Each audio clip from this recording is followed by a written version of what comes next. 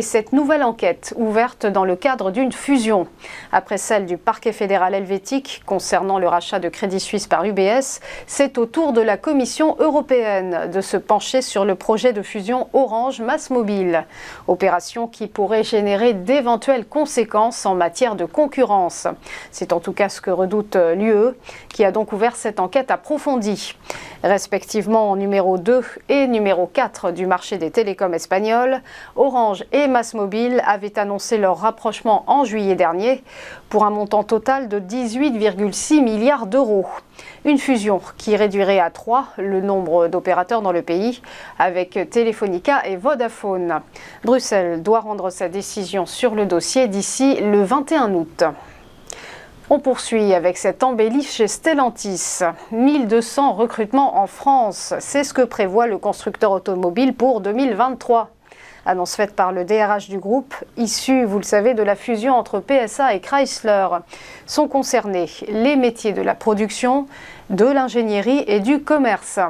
Les collaborateurs seront en outre formés à la transition électrique. 6e acteur mondial du secteur, Stellantis avait fait fondre sa masse salariale ces dernières années. 26 000 employés avaient dû quitter le groupe. Stellantis qui a enregistré un bénéfice net record de 16,8 milliards d'euros en 2022. Enfin, ils s'appellent Christina Koch et Victor Glover et leurs noms vont rentrer dans l'histoire. Ils sont la première femme et le premier afro-américain à être désigné par la NASA pour une mission lunaire. Des astronautes pionniers qui feront partie du premier vol en orbite de la Lune depuis plus de 50 ans. Nom de la mission Artemis 2. Nommée spécialiste de mission, l'ingénieure Christina Koch détient le record du plus long vol spatial continu effectué par une femme. Victor Glover, lui, est aviateur de la marine américaine et sera pilote d'Artemis 2. Il a déjà participé au vol en équipage d'une capsule SpaceX Crew Dragon. Autre membre du quatuor d'Artemis 2, le Canadien Jeremy Hansen et Reid Wiseman, un vétéran de la Station spatiale internationale. La mission est prévue pour fin 2024, sans atterrissage à la surface de l'astre.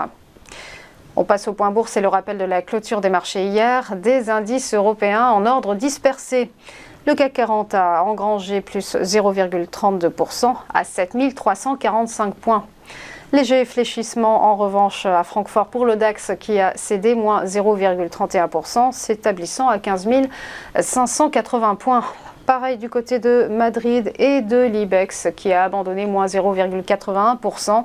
Et quant au FTSE londonien, il a gagné plus 0,54% à 7 673 points.